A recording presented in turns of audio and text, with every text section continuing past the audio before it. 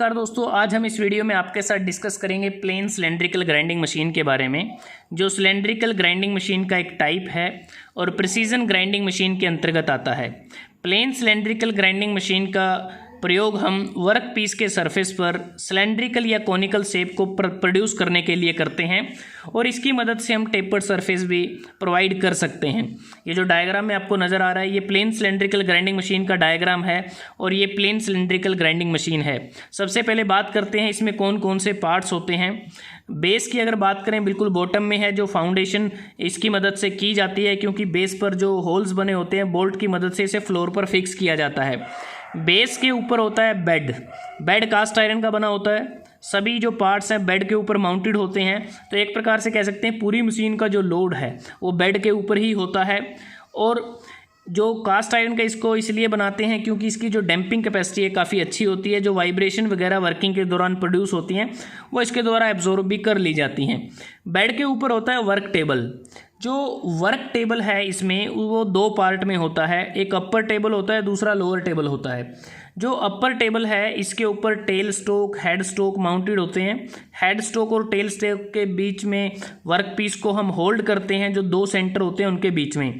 एक head stock के साथ ये जो लाइव या जो डेड स्पिंडल होता है, और ये जो टेल स्टोक है इसके साथ ये जो हमारा वर्क सेंटर है, इनके बीच में वर्क पीस को होल्ड किया जाता है। और यहाँ पर स्लाइटली टेपर भी हम प्रोवाइड कर सकते हैं।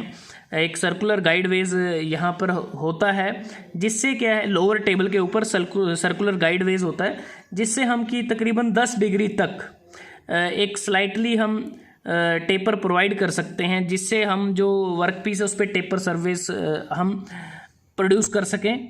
उसके बाद जो हेड स्ट्रोक है इसके सेंटर को डिस्टर्ब नहीं किया जाता जब वर्क पीस को माउंट करते हैं।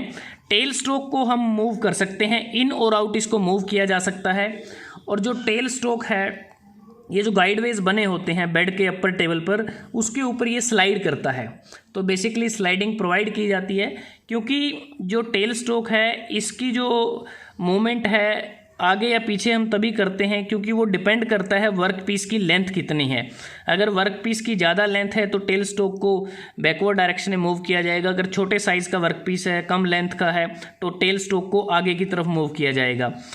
उसके बाद अगर हम बात करें, जो लोअर टेबल होती है वो जो हॉरिजॉन्टल गाइडवेज बने होते हैं टेबल के बेड के ऊपर, उस पर ये माउंटेड होती है, ताकि हम जो लॉन्गिट्यूडनल जो ट्रांसवर्स है अपर टेबल को हम प्रोवाइड कर सकें।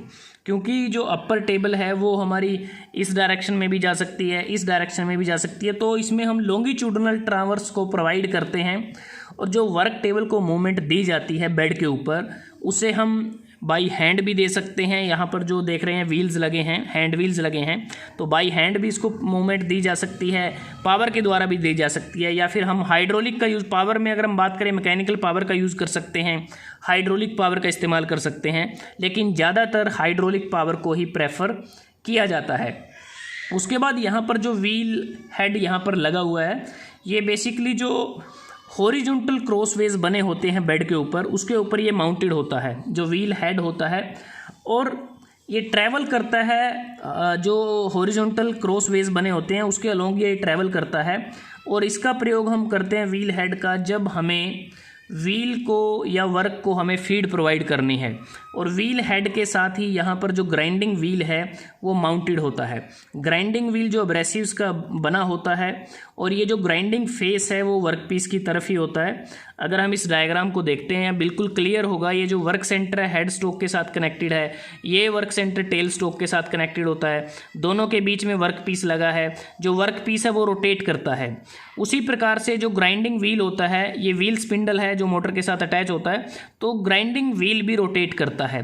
और जब ग्राइंडिंग व्हील रोटेट करेगा, और ग्राइंडिंग व्हील का ये जो ग्राइंडिंग फेस है ये ग्राइंडिंग करेगा वर्क पीस की, जिससे हमें वर्क पीस पर सिलेंड्रिकल या कोनिकल शेप हमारी रिक्वायरमेंट के अनुसार हमें मिल जाएगी।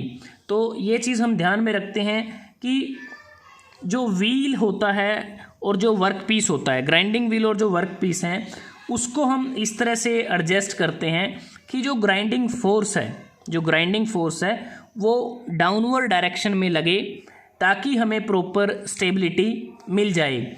और वर्किंग के दौरान जब वर्क पीस रोटेट करता है तो इसको हम ट्रांसवर्स करते हैं, जो रोटेटिंग ग्राइंडिंग व्हील है उसके अक्रॉस इसको हम ट्रांसवर्स करते हैं, और प्रत्येक स्ट्रोक या प्रत्येक जो ट्रांसवर्स मोमेंट है उसके बाद व्हील को फीड किया जाता है वर्क पीस की तरफ।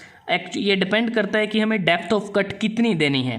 तो इस प्रकार से प्रत्येक ट्रांसवर्स मूवमेंट के बाद एक फीड दी जाती है ताकि हम according to requirement work piece के सरफेस से मटेरियल को रिमूव कर सकें।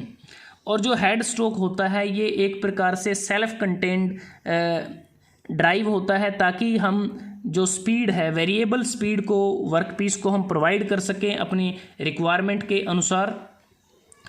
अगर हम बात करें जब हम वर्किंग करते हैं तो उस दौरान कूलेंट की भी सप्लाई की जाती है। जो कूलेंट हम सप्लाई करते हैं, जो हमारा ग्राइंडिंग व्हील है और जो वर्क पीस रोटेट करते हैं, जहाँ से मटेरियल रिमूव करते हैं वहाँ पर कूलेंट की सप्लाई की जाती है और प्रॉपरली हमें कूलेंट को सप्लाई करना होता है। और जो कूलेंट हम यूज कर सकते हैं वो वाटर सॉल्यूशन या इमल्सन का यूज कर सकते हैं, ग्राइंडिंग ऑयल का यूज कर सकते हैं। अगर ड्राई ग्राइंडिंग है तो एयर का भी इस्तेमाल किया जा सकता है। कूलेंट हम इसलिए यूज़ करते हैं ताकि हम जब ग्राइंडिंग करते हैं तो उस दौरान एक्सेसिव हीट जनरेट होती है ऑपरेशन के दौरान, तो उस एक्सेसिव हीट जनरेशन को कम करने के लिए कूलेंट का इस्तेमाल किया जाता है। जब मटेरियल को रिमूव करते हैं तो मटेरियल चिप्स की फॉर्म में रिमूव होता है, तो उस मटेरियल को जो मेटल चिप्स हैं वो हमारा जो फिनिशिंग सरफेस है वर्क पीस का उसके साथ वो चिपक ना जाएं, तो इसलिए या क्लॉगिंग ना हो जाए तो उसको रिमूव करने के लिए भी कूलेंट का इस्तेमाल किया जाता है।